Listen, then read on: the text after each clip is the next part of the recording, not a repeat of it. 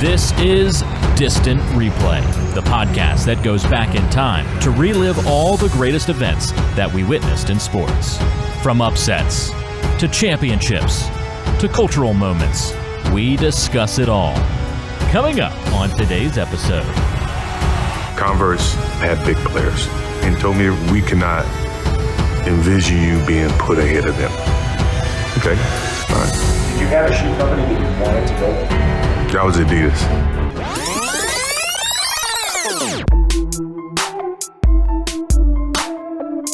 Well, we're on to the 5th episode of The Last Dance documentary on the 97-98 Bulls.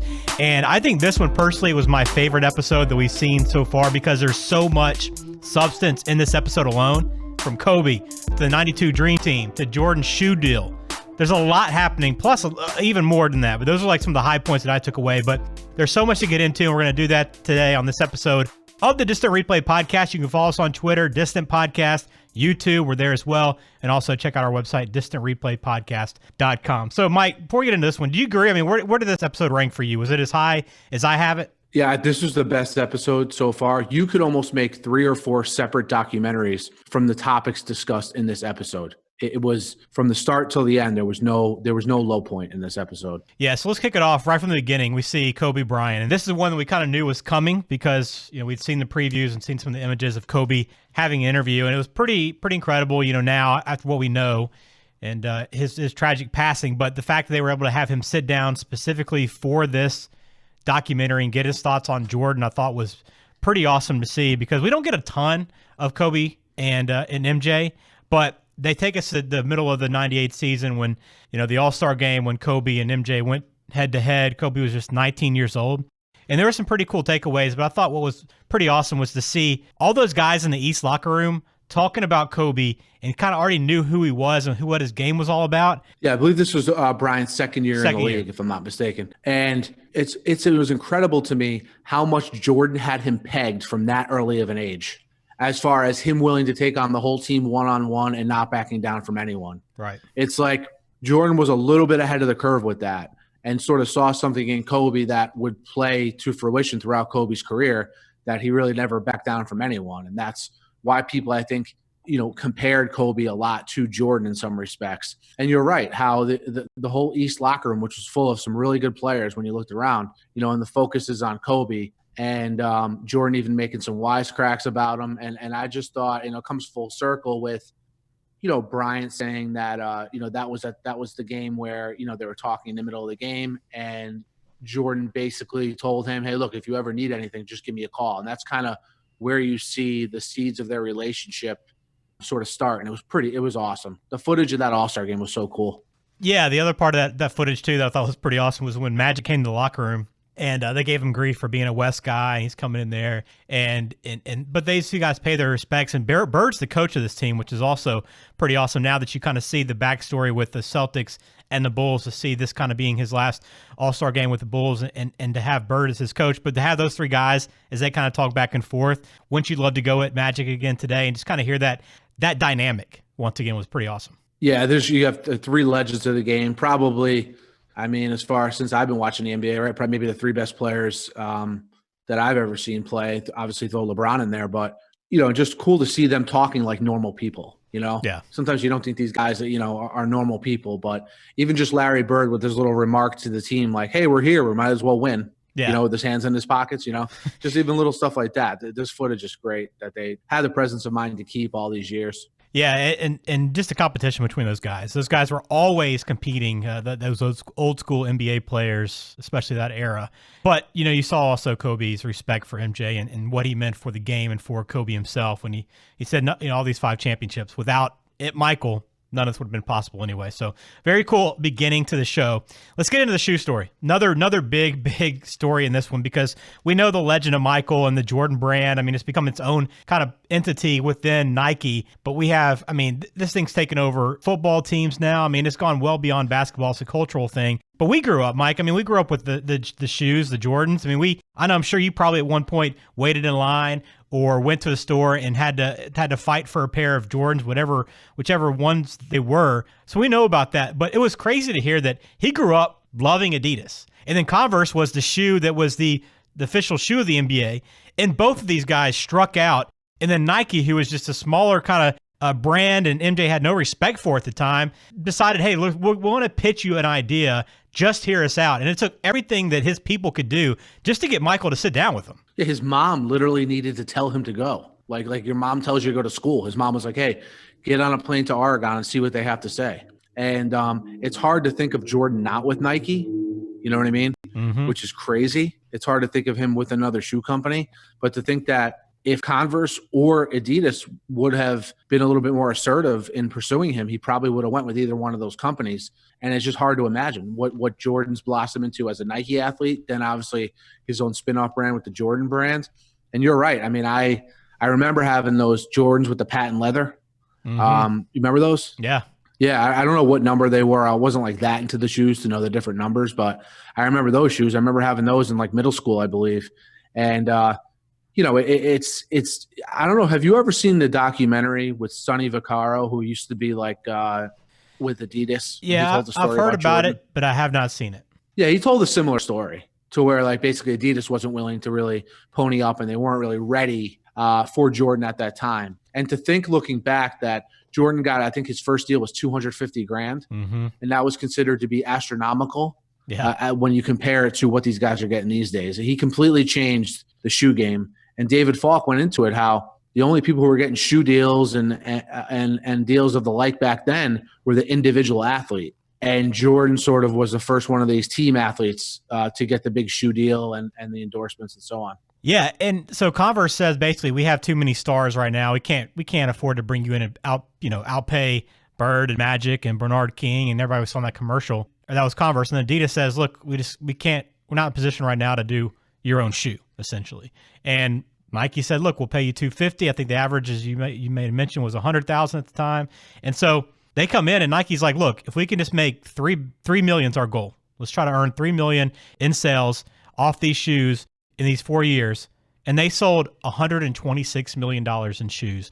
Thanks to really an incredible marketing strategy from start to finish. I mean, the branding they did with those shoes, with the Air Jordan, I mean, everything fell into place because Nike had to be in the right place at the right time, number one. I mean, if Converse isn't doing what they're doing and Adidas is in better position, it is not going to happen anyway. And then you had all the marketing. Spike Lee was such a huge part of that. I'm still remember those commercials. It's got to be the shoes. It's got to be the shoes. Remember those commercials. And everything began right there, but it's pretty remarkable to see how that all took place and how it really just a stroke of luck from Nike to even have that opportunity. But they capitalized on it completely, and they did everything they had to do. And he was in the right place at the right time, but they took full advantage.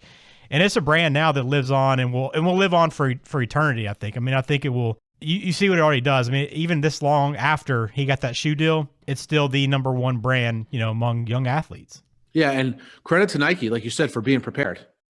They probably knew they were third in line, but they're like, hey, we're going to just be really prepared, show him we really want him. And I think that's what it sounded like his parents and David Falk recognized is that, look, these guys really want you. And we may be able to get a lot of money out of these guys. So let's go take the meeting. And you got to remember back then, Nike was primarily like a running track shoe company. Yeah.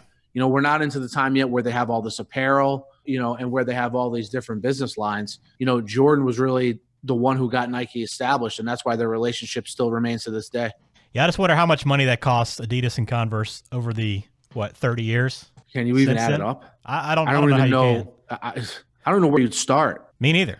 Because you have all the athletes that grew up watching Jordan, yeah, and probably had a pick between brands, and even if it was subconsciously went with Nike because it was such a powerhouse all these years. Yeah.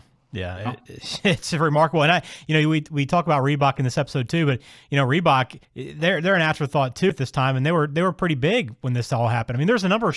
There was no dominant. You had Adidas is still popular. I mean, not taking anything away, but like Converse is not nearly what they were when this shoe deal happened, and it's just remarkable to see. But hearing that story was pretty cool and a good big part of Jordan's legacy, and I'm something that I'm glad they covered in this episode. So, to set the stage for the 92 Olympics, let's go back to the end of the 91-92 season. And the Bulls wrapping up for their second straight NBA championship, because this kind of set the stage for Jordan being the guy, being the kind of the god amongst all of the international athletes when he went over to Barcelona. But that 91-92 season, I thought the one main takeaway I had is they beat the Blazers. it's remarkable to me how Jordan can always make somebody like a really good NBA great seem like a bum, like he did in this episode with Clyde Drexler. Like, and maybe it's just some of the way that they're framing the episode that kind of gives you this perception. But when you see Jordan wants to take somebody out, he does it with almost ease. And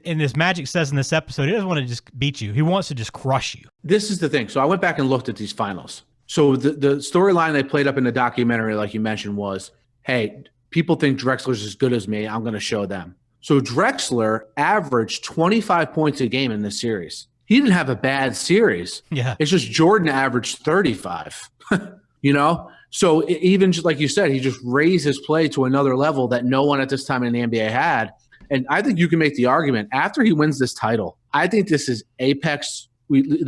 After this finals leading into the Dream Team this same summer, I think this is apex Jordan. I don't know what you think about that. Yeah. I think as his career, I think this is like apex Jordan being one of the most popular people in the world. And I think that's exactly what he was during this time. They beat the Blazers 4-2. He has that memorable 6 3-pointers in the first half game versus the Blazers in game 1, 35 points in the first half of game 1. And sort of from there, you know, as they say, the rest is history. And they beat the Blazers 4-2. I'm not sure what you think. Do you think this was apex Jordan? Yeah, I think you can make that argument because you had, you know, all the factors of repeating as a champion, right? Which, you know, it only happened a handful of times. It had been a while since it had happened. So that was a huge deal. Kind of setting it up, transitioning into the Dream Team, which was, you know, everybody in the world watching this group of 11 NBA players, NBA stars coming together, and he was the leader of that team. You had the shoe deal, which would really taken off at this time. All the marketing is being done. I mean, his face is everywhere at this point, and he's at the height of his game. I mean, he'd been playing at an incredible level already. I mean, what are we, 7-8 years into his career? So he was already at a high level. But yeah, I mean, I think this is when he kind of peaked, really taking over, doing whatever he wanted to, kind of had his signature, a lot of his signature moments. I mean, I think he had one in almost every series he played, but, you know, the Shrug was the big moment of this NBA Finals. And I think that's one that still lives on. I mean, that was one of his Zelo the year before. And then that one, I mean, these are some of his biggest moments, biggest shots, what's happening this time. So I think that's fair. I mean, I think you could definitely maybe make it for the next year, but I think that this is kind of his apex because, you know, when we get into the next episode and kind of the next year when all the pressure's on him, you know, I think it wore him down. And we learned that about the season. But so maybe that pull takes a little bit out of him. But yeah, I mean, I think that's a fair argument. Yeah, because, you know, again, another thing with Jordan, and when I talk to NBA with friends of mine, I always bring up how LeBron has one or two sort of signature moments, right, that I think of. You have Jordan, he has about 9 or 10. And 2 of them were in 2 of the finals he won, his first 2 finals. The move switching hands in midair against the Lakers, and then the shrug here against the Blazers. And those are things that you just never forget. Like, you knew it was coming in this documentary, and when you watched it, you were still like, wow, that's awesome. Yeah. And one thing that we've never seen was the post-game celebration in the locker room after they beat the Blazers, after they win the NBA Finals. And who else but Jerry Krause asked Michael Jordan for a cigar, and Jordan's response was, Jerry, you shouldn't smoke a cigar because it'll stunt your growth. I mean, they never miss a chance to dish on this guy, ever. It's amazing that you could be in that moment and you're celebrating a championship, a repeat. I mean, you think at this time, everybody is just a friend, a buddy. You know, you're gonna have fun with anybody that's around you. The fact that he was still thinking about taking a shot at Jerry Krause in that moment is incredible. And I want to get your thought on the one comment they showed on Krause after that. In the post game, I think it was with Bob Costas, when he wanted to really compliment the organization, the Bulls front office, management, you know, all the personnel involved in the organization. And I thought it was interesting that they showed that because it kind of played to this whole narrative of organization over team. Because, you know, he made that comment, and I think for most GMs, you'd probably be okay with it, but it just seemed like a little out of the ordinary that you want to take away from the team accomplishment in that moment. You know what I mean? Like, hey, you know, this is the organization from top down. That's what I'm really proud of, is how well this organization, not the team. The team was really good, but it's the organization that I'm really proud of. And especially knowing what we know now, you know, that was probably the first time where we heard it publicly. And I bet you when people were listening at home in the moment, they didn't even think twice about it. They probably just thought, hey, this is a guy who is representing the organization and wants to make sure everyone's getting a little bit of shine here, you know, in the moments after a championship. But knowing what we know now, you know, that was sort of the precursor to him being more forceful with that, hey, organization wins championships mantra that he would fortify, you know, during the second three-peat. Yep. And, speaking of Krause, as we head into these 92 Olympics, which was, I still remember the 92 Olympics. Our age, Mike, I think we were probably the generation that really got excited about this the most. Like being young, still looking up these guys as heroes, really being into sports, and really the perception of sports in the moment for us at that age was incredible. And to have all these guys doing it at this level, representing the USA for the first time as pros going over there after the amateurs have been getting beaten up on the international level for a while, which is why they brought these pros in and said, hey, everybody else is playing with their professionals. Let's bring our professionals in and kind of take back over. And when they go over there, there's a couple of different things that we're going to get into, but since we were on Krause, let's just hit on Krause and Tony Kukoc, because I didn't really at that age too. We're not really paying attention to the details of contracts and negotiations and that sort of thing. But you might remember this more than I did. But I didn't realize how much Kukoc had pissed off Jordan Pippen before this. That he was drafted. They were negotiating a contract with him.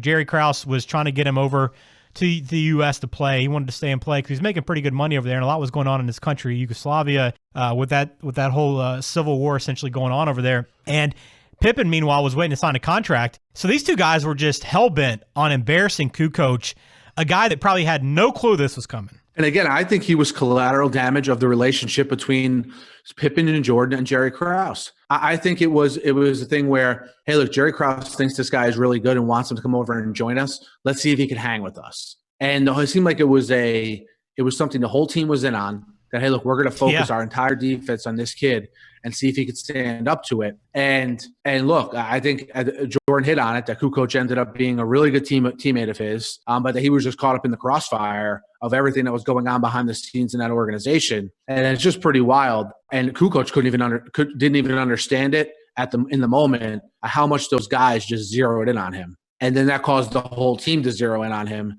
And I think he was just shell-shocked in the moment. And obviously in that first game, didn't have a good game, but in the gold medal game, redeemed himself a little bit. Yeah, and you're right. Everybody on the team, I think, knew about this. I would imagine, it's from the sounds of it, with the comments that I think Malone made and what Barkley made after the game, that these guys all knew how important this was to Pippen and Jordan.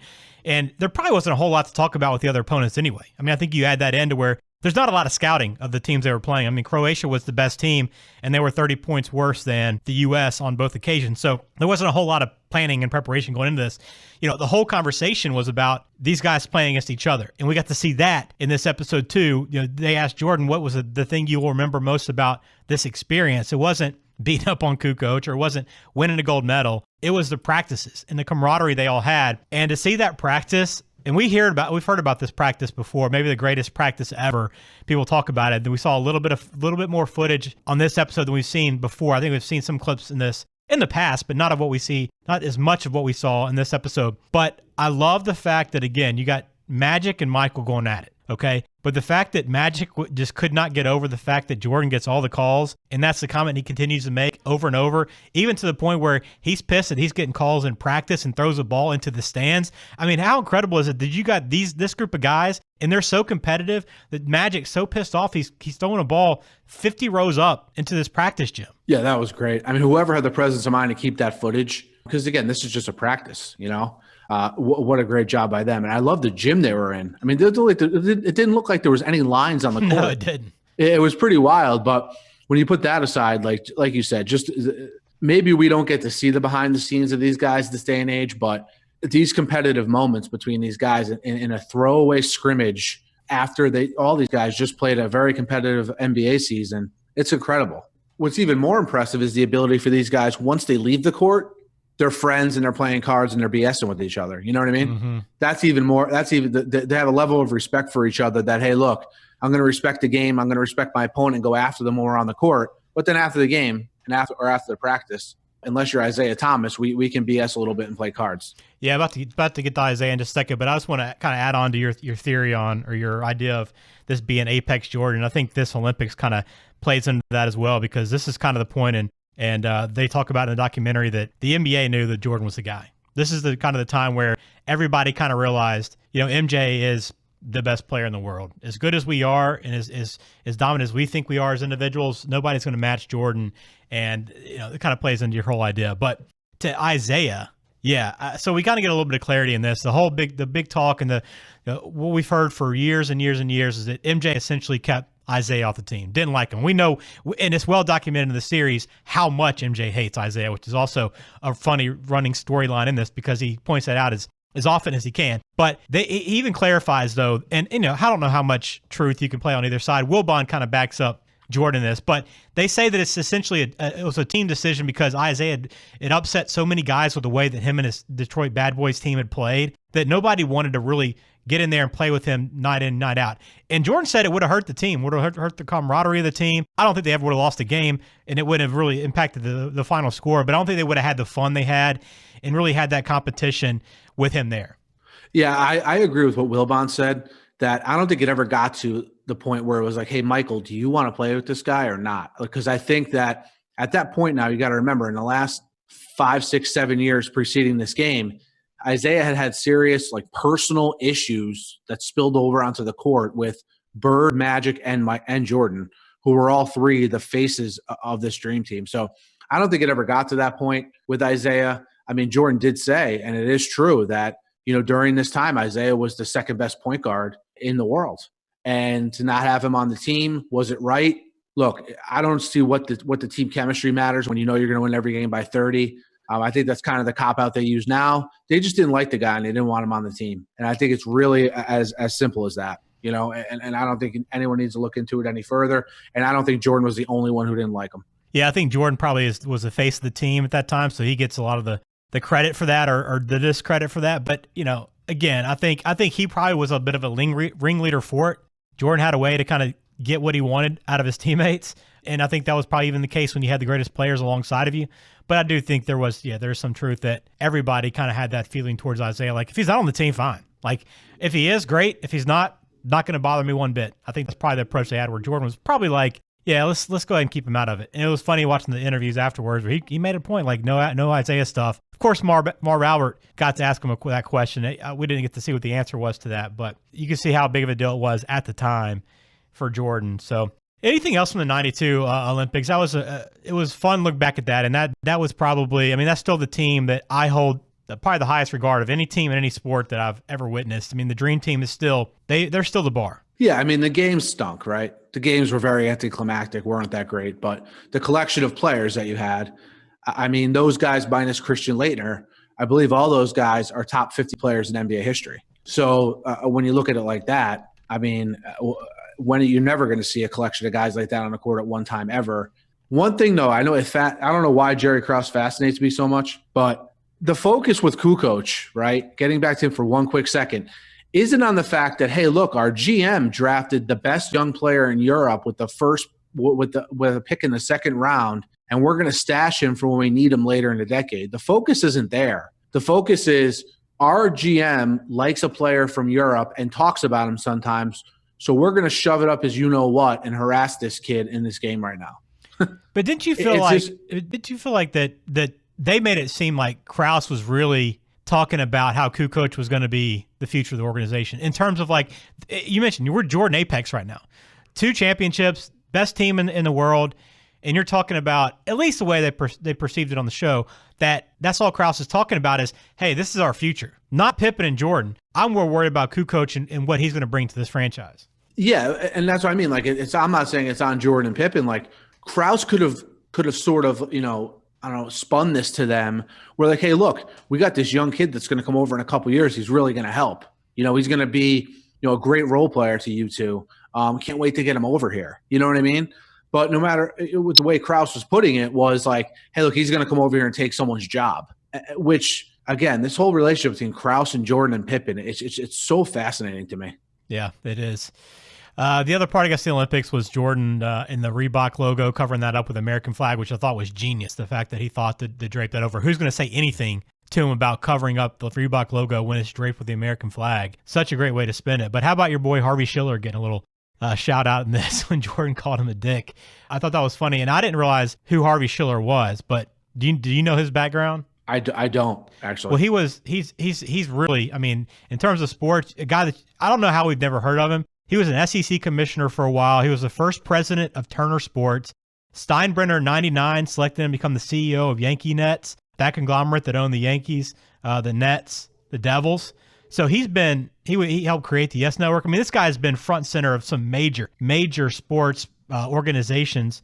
But it was funny in this episode that he got called out by Jordan. I didn't know his background with the Yes Network. Yes Network, obviously one of these, they're really popular now, but one of if not the first regional team specific sports network that really took off. Yeah. Well, this episode, again, I think it was my favorite. There was so much to cover, so many great memories. We got to see Kobe, 92, the shoe deal, got to learn more about Isaiah, and got to see this 92 championship run. And this kind of takes us into Jordan heading into his third championship, which we'll get to see more of, and all the demands that are coming on to him, and really being at that pinnacle now. What's that like for Jordan? How does he handle it? And we see a lot more of that in episode 6. So, Mike, anything else we need to hit before we get out of here? Yeah, and towards the end of this episode, you get Jordan in the 98 season playing in Madison Square Garden against the Knicks for what, the fans know is the last time Jordan's going to play there. And you see the fans give him a standing ovation. You see Jordan wearing the original Jordan 1 shoes during the game and causing his feet to bleed, but him still having a great game. And the next episode, we sort of go into why there was that level of respect for Jordan from the Garden crowd as we get into the 92-93 season. Indeed. So it's going to be another good episode coming up next. We'll do that one here shortly. So keep an eye out for it. But make sure you subscribe to Distant Replay Podcast, wherever it is you listen to podcasting. And then also make sure you check out our website, distantreplaypodcast.com. You can get all of our past episodes. Plus, you get to see all the games we talk about.